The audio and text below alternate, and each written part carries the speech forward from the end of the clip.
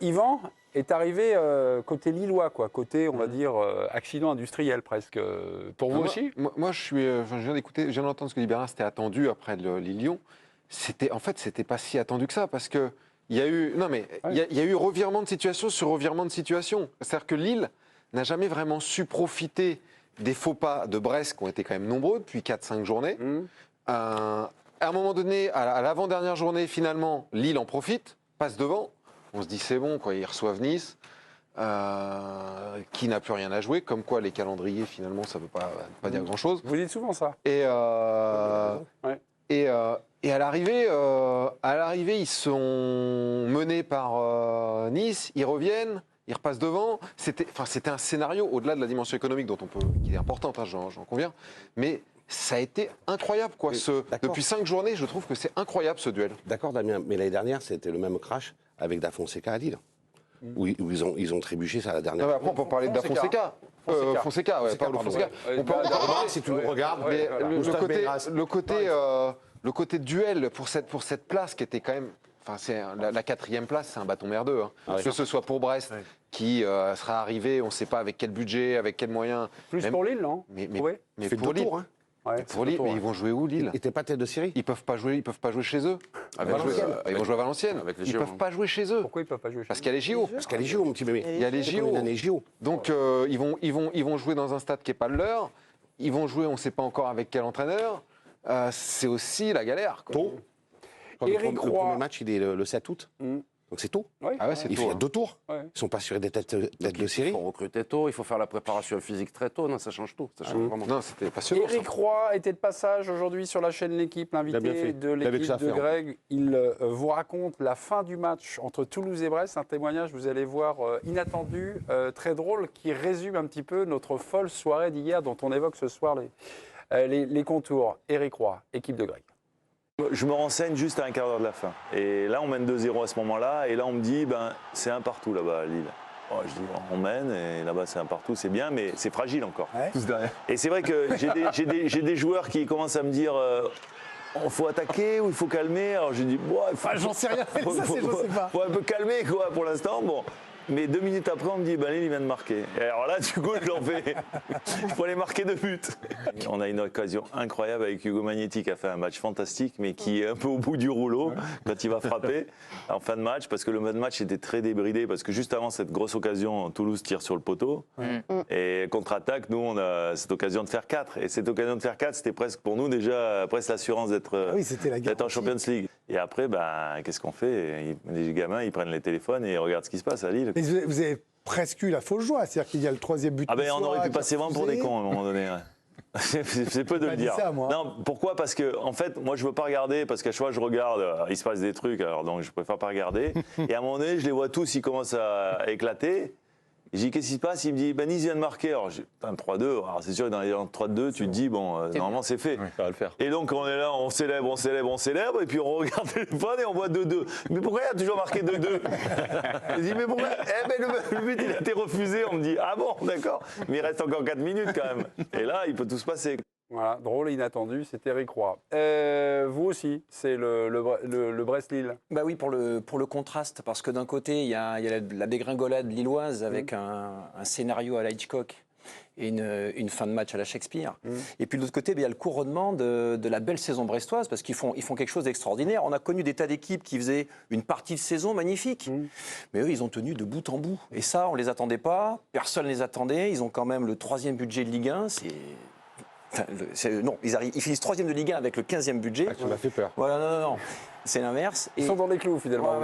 Non, pas tant que ça. Donc c'est vraiment extraordinaire. Et puis ça couronne aussi quelque chose qui n'est pas tout à fait dans l'air du temps. C'est un football qui est créé, un football que je qualifierais de direct. Donc les canons modernes, le vertueux du moment, jouent un peu à la Luis Enrique, un peu à la Pep Guardiola. Eux, ils nous prouvent qu'on peut avoir des résultats avec un petit budget et avec un football direct. Je trouve ça rafraîchissant. Ok. Des résultats, c'est l'Olympique Lyonnais donc, qui était en décembre dernier, qui finissent 6e. Vous, c'est la soirée OL Lens OM ou c'est surtout l'OL? C'est les trois. C'est les trois. Lyon, effectivement, Il faut saluer leur parcours parce qu'être effectivement dernier avec 7 points, quasiment condamné à la Ligue 2 en décembre et finir meilleure équipe de Ligue 1 en 2024, c'est un formidable exploit. Je me souviens que j'étais assise là.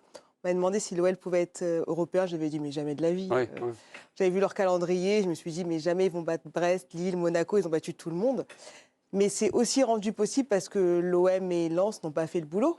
Ils ont craqué à des moments clés de la saison. Lens s'en sort plutôt bien, mais Marseille, c'est un fiasco pour le coup.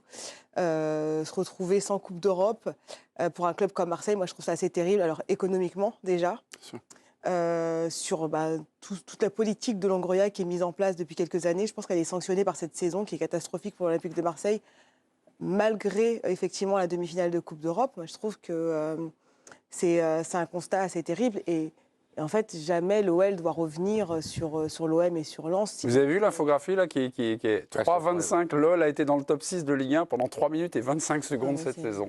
Bing. C'est incroyable. Non, mais on n'a jamais vu ça. Je pense qu'il y a des gens qui suivent le foot depuis très très longtemps et je ne suis pas sûre qu'on ait vu une remontée pareille dans un championnat. Vous l'avez dit, on n'a jamais vu ça. Tanguy, vous êtes intéressé aux dernières journées de championnat, on va dire un peu légendaires, qui restent, qui sont souvent rappelées, l'occasion de se faire un petit fond de l'œil à ce qui s'est passé. Puis après, on ira voir Bernard pour le bas du classement, pour le barragiste. Allons-y, évocation. On se souvient de 1999 de ce titre accordé à la dernière minute pour Bordeaux grâce à Fainduno, Pascal de son prénom, avec cette une de l'équipe sacré champion pour ces Bordelais vainqueurs au Parc des Princes. Il était en concurrence avec Marseille, les Bordelais, et les Parisiens avaient fait un petit peu tout pour perdre cette dernière rencontre. On se souvient également lors de cette journée que Lorient était tombé à Monaco et ça s'était joué à la différence du but, à la différence de but, comme cette année. Les Lorientais avaient été relégués en Ligue 2. En 2000, Marseille s'était également sauvé à la différence de but. C'était face à Nancy. Les Marseillais avaient fait un match nul, 2 buts partout à Sedan, alors que Nancy s'était imposé 2-0 contre Auxerre. C'était Jérôme Leroy et Ibrahima Bakayoko qui avaient permis aux Marseillais d'arracher ce maintien. En 2002, la finale du championnat, ça c'est mémorable avec ce duel entre Lyon et Lens le 4 mai 2002. Lyon devait absolument gagner face à Lens qui était devant au classement, chose qu'avait réalisé l'équipe de Juninho, de Govou, de Coupet, de Sonny Anderson. Un petit peu plus récemment, en 2008, c'était Paris qui s'était sauvé à la dernière minute, la dernière journée, grâce à un but d'Amara Diané à Sochaux. C'est le Lens de Gervais Martel qui avait été relégué en Ligue 2 à cause de ça. Il y avait eu 43 buts d'ailleurs au total lors de cette journée. Et puis le Saint-Etienne de Laurent Rousset avait réussi à se qualifier pour la Coupe de l'UEFA grâce à une victoire 4-0 contre Monaco. Et puis récemment, en 2012, Montpellier avait réussi à terminer champion de France avec une victoire du côté d'Auxerre malgré 2 interruptions de la partie.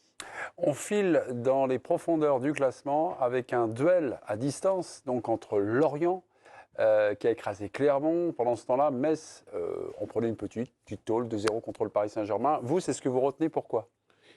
Parce que Lorient est tombé sur un cas de figure que j'avais jamais vu. C'est-à-dire, on dit qu'ils sont descendus pour un but. C'est pas tout à fait juste. Ils avaient 7 buts à remonter. Ils ont remonté ces 7 buts, ce qui est très rare sur une dernière journée, 5-0 et défaite de Metz 2-0.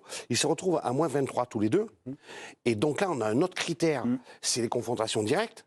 Alors pour mémoire, Metz était allé gagner 3-2 à Lorient et Lorient était venu gagner à Metz 2-1. Donc ça ne fonctionne pas. Donc qu'est-ce qu'on fait ? On additionne les deux résultats. Et il y a un autre critère que je ne connaissais pas non plus, qui est assez improbable, c'est la différence de buts marqués à l'extérieur. Alors Lorient en avait mis 2 à Saint-Symphorien. Et Metz en avait mis 3. Et donc, sur ce critère-là, sur ce petit but de plus marqué lors de la première confrontation, qui permet à Metz de rester barragiste et peut-être de se sauver, et à Lorient de descendre. Donc vraiment, ils sont descendus sur un cas qui est rarissime et qui vraiment, c'est dans le trou d'une aiguille. Et ça, c'est une scoumoune incroyable. Même après, si ça ne dédouane pas de tout ce qui s'est passé à Lorient, notamment depuis l'été dernier, ce que je disais tout à l'heure, je veux dire, descendre comme ça, moi, je ne l'avais jamais vu. Ouais. Il est dit. Merci.